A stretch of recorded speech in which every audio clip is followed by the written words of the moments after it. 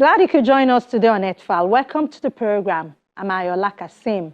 The latest UN Red report reveals a major gap in forest protection, management and restoration in current nationally determined contributions, or NDCs as they are known, which outline plans to adapt to and mitigate climate change.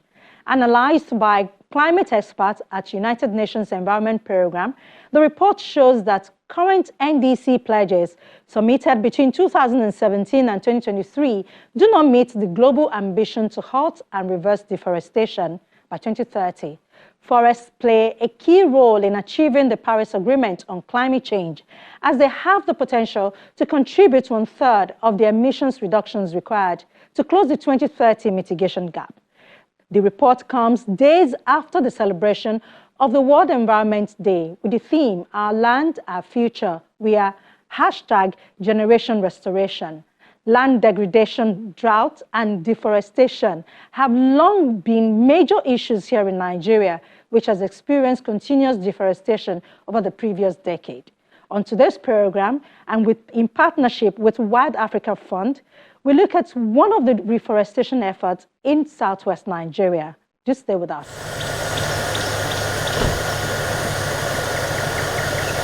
In the lowland rainforest of southwest Nigeria is Olokemeji Forest Reserve, owned and managed by the Ogun State government.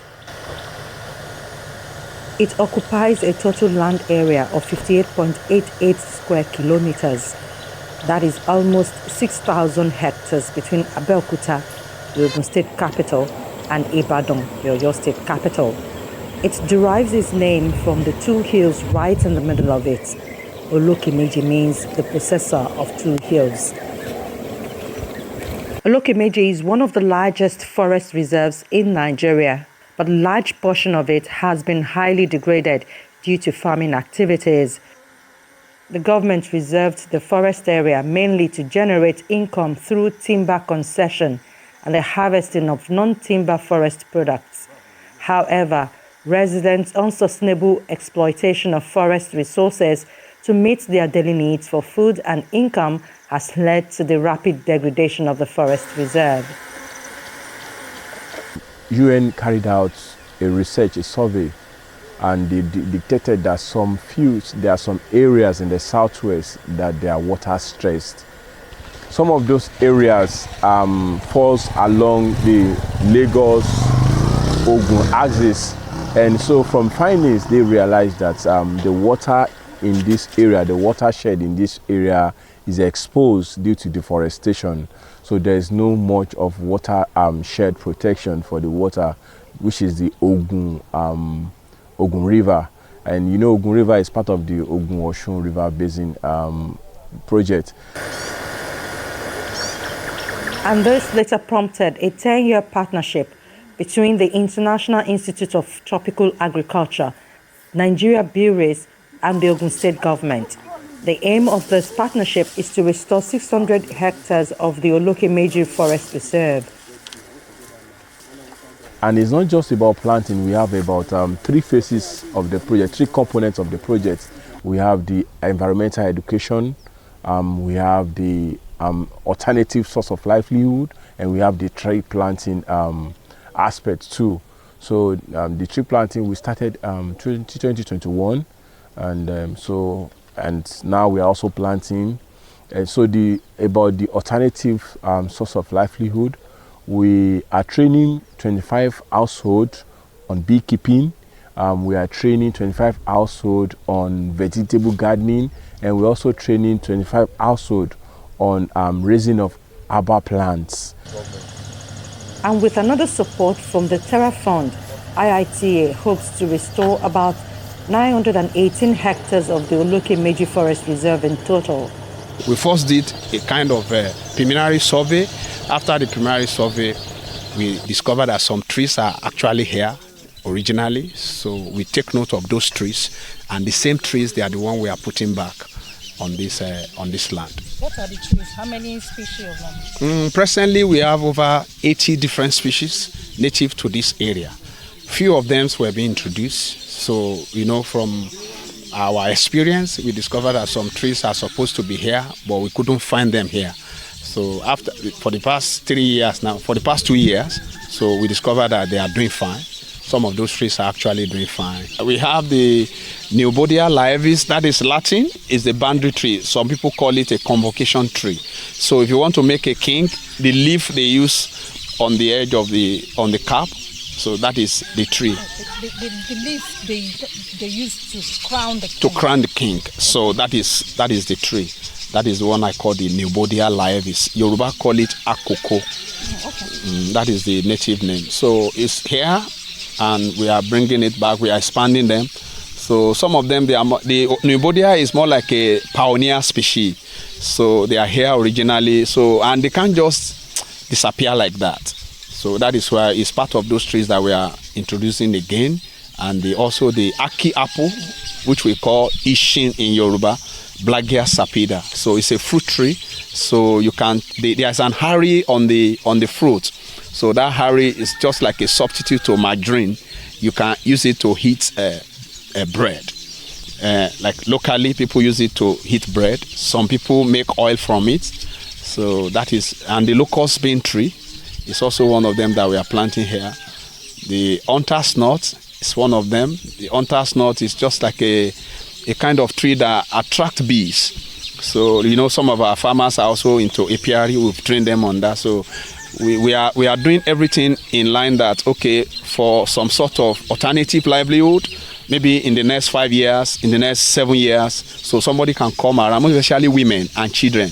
They can come and take it as a non-timber forest product.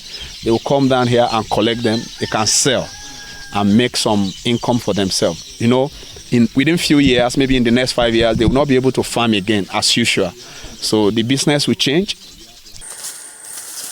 15-year-old Afolake Ogundele is one of the beneficiaries. She joined the adults in the community in their beekeeping training. So far, her efforts are yielding positive results. The bees have started producing honey. Lajide Ijaola is one of the role models for Afolake. Born within the reserve, he has farmed here for more than 20 years. He is one of those that will be affected when farming activities is finally banned in Olokemeji. When they came, they planted first trees on our farmland, and as the number of trees increases, we change location. My beehive is not the location of my old farmland.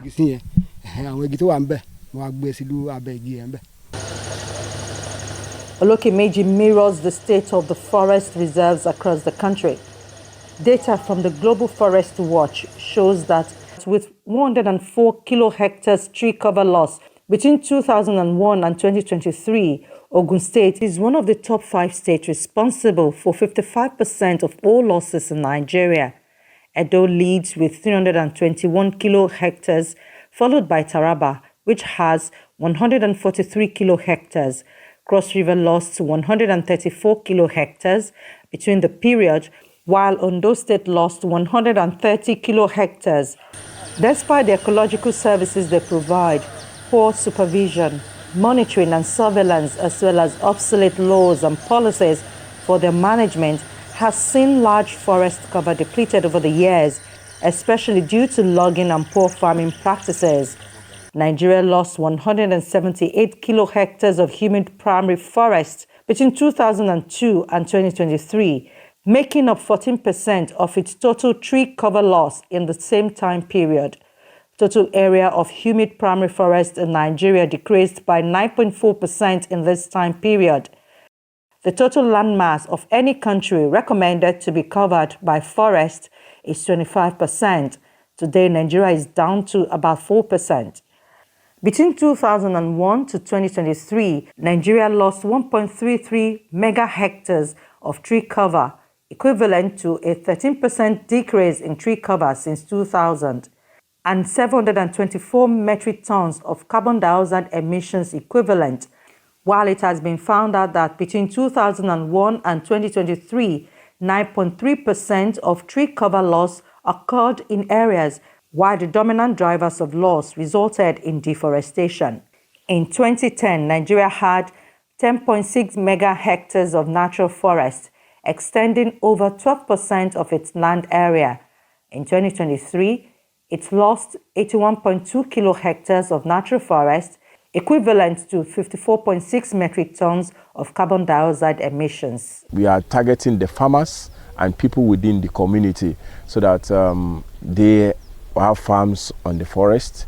And so what we are trying to do is to engage them, to make them see another area where they can make money aside from farming in the forest. And most of the farming they do in the air is slash and burning, which is very destructive. It's one of the major sources of deforestation in Africa.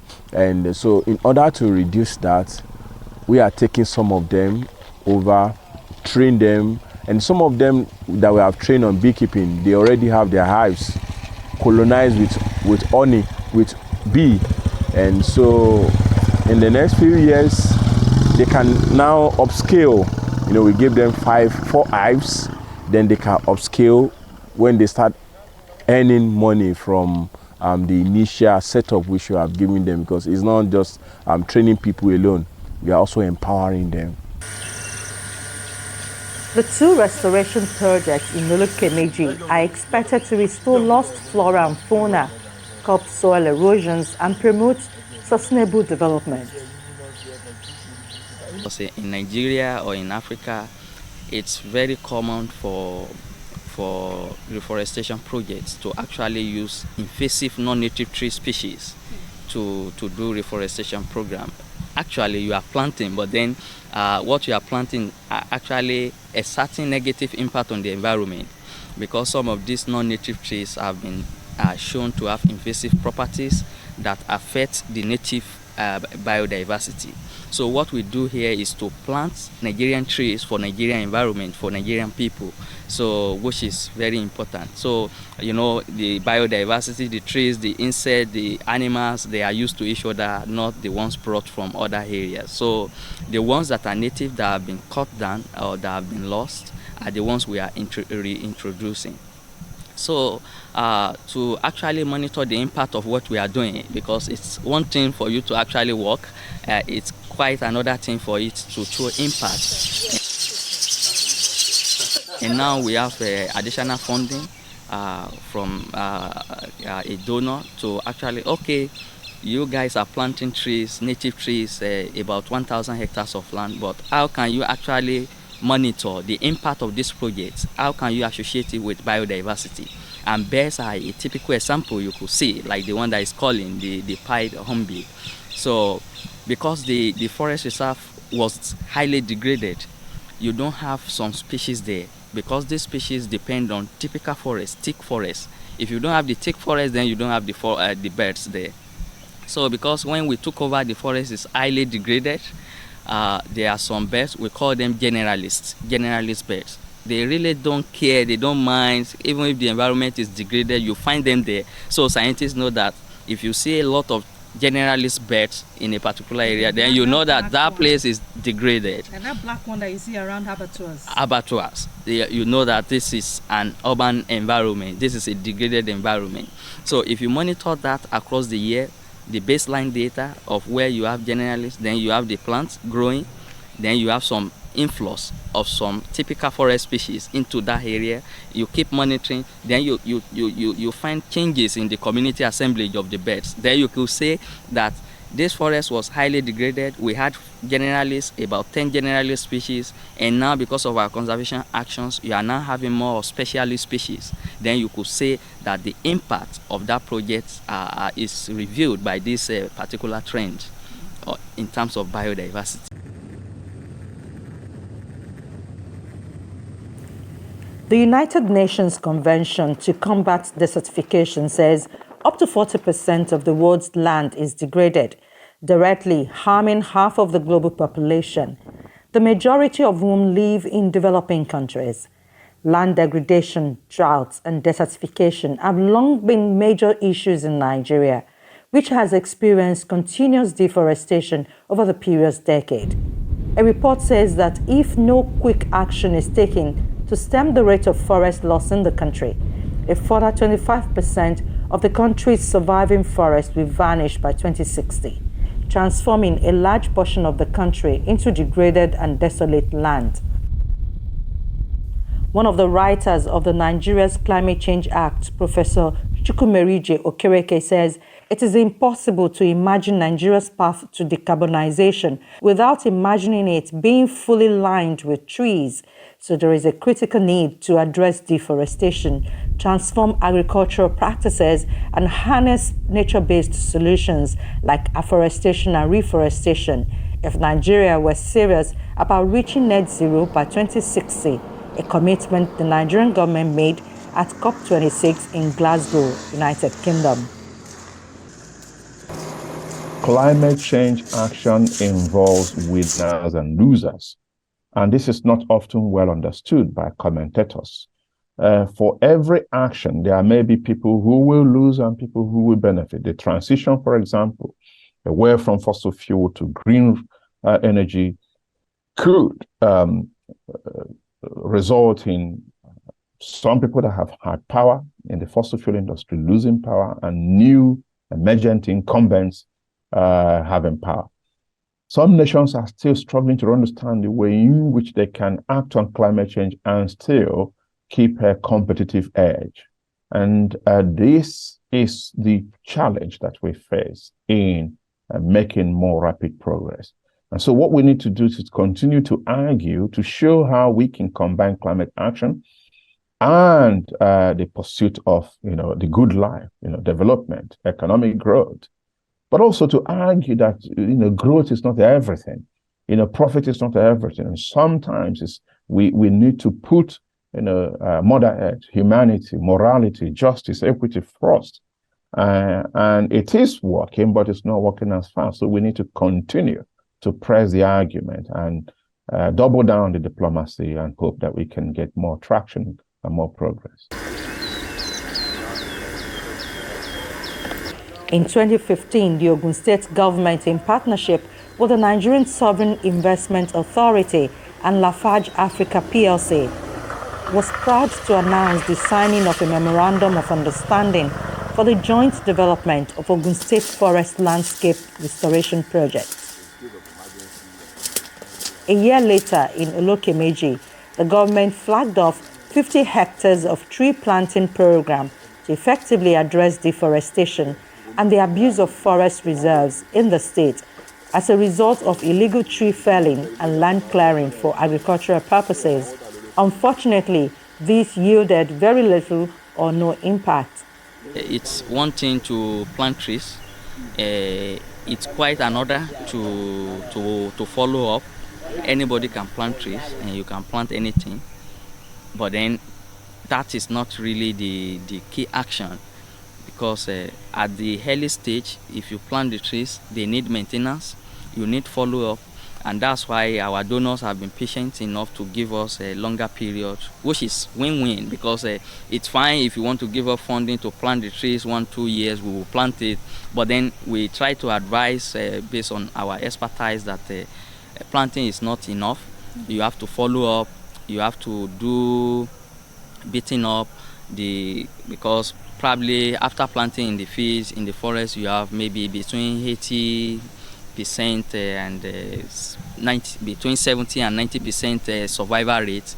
So in those gaps, you have to follow up the next year at the onset of the rains to reintroduce the ones that have died, and then the ones that are still doing fine, to clear them, to remove weed, to perform weeding, so that to reduce competition and they can have access to sunlight resources to outgrow the competing weed.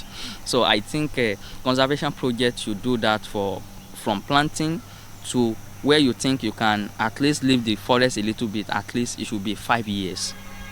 So planting alone, most of the conservation projects just get funding and say we want to plant 25 million trees and we plant and that's all. Yeah, that is not all, because you have at least maybe 30% debt that you have to replace after the first year.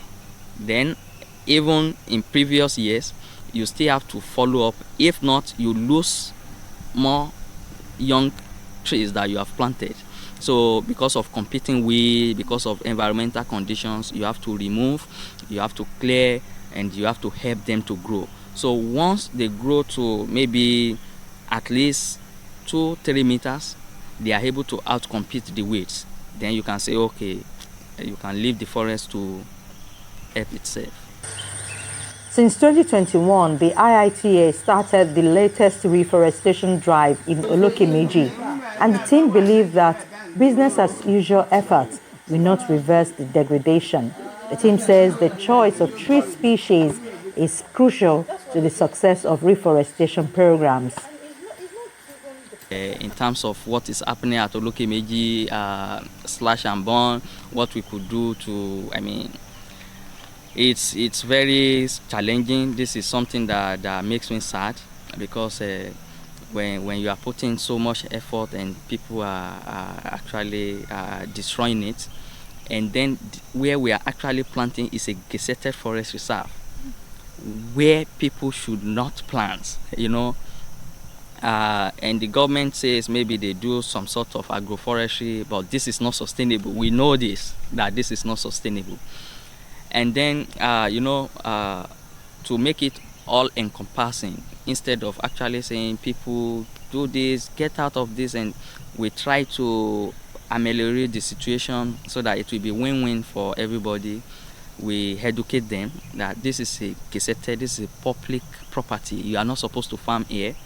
And then even if you are moving to other areas, we know that probably you will need incentives, and IITA does agricultural research. What it means is, traditionally, what you should use about 5 hectares of land to cultivate. With our improved varieties at IITA, you could use maybe 1 or 2 hectares to cultivate it. Then what it means is, invariably, you are reducing the area of land that should have been converted into cropland from forest. With this improved technology, we hope that should ameliorate the situation. But the bottom line or the message is that in public forests, in gazetted forest reserves, people are not supposed to farm there. They are not supposed to farm there. And then if you want to farm, because the complaint has been that land areas are shrinking in other areas, is to expanding population and urbanization. But then technology, we have improved varieties. You don't need to cultivate 5 hectares. With 2 hectares, you get the same thing you could have got from 5 hectares. And you have access to us. We are introducing the use of improved varieties to them, so that we could minimize the area of land they are actually cultivating, in terms of land management. And then, we are not only targeting the parents, the farmers, we are also looking at their children, training them. We have the conservation clubs. The unexpected success the team experienced is the rate of interest the manual of propagation for Nigerian trees uploaded online has generated. To mitigate the shortage of propagation information and lack of expertise in propagating native trees, IITA Forest Center developed an easy-to-read and freely downloadable manual of tree propagation for forest and conservation stakeholders. Because people actually think that the non-native tree species are easier to grow, they are fast-growing, but then we have our native species that do better. So in order to do that, most of all the propagation we are doing, because people don't know how to propagate the species. And here we have propagated over 150 different species of native trees. So we have the propagation protocols. So, and in doing all of this, we have a manual that is on our website, the IITA Forest Center website, which is freely downloadable. We got funding from donors to do this. So what we did in the manual is the step-by-step means of propagating each native tree species that we have propagated, that you can download easily on our website. You'll find out that most downloads are for those species that are difficult to propagate. Definitely, they are learning from how we did it successfully.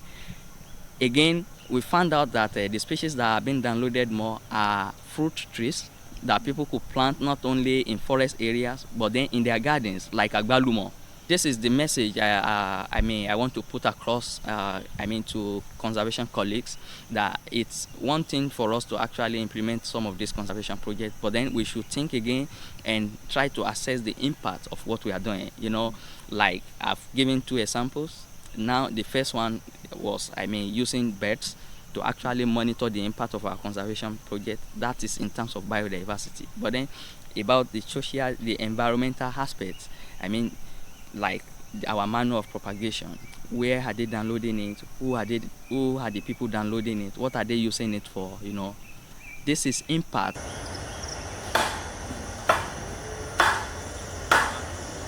Developed over an 8-year period, over 1,000 propagation models of 55 different native tree species uploaded on the IITA Forest Center's website have been downloaded across 15 countries worldwide. While the team is elated with the impact they are having, they know there is still a lot more to be done to change attitudes of Nigerians towards forests. They know that there is no guarantee that Olokemeji will not be degraded again, and like it is in many forest reserves and national parks across the country, they know that there is no assurance that the protection laws will be enforced.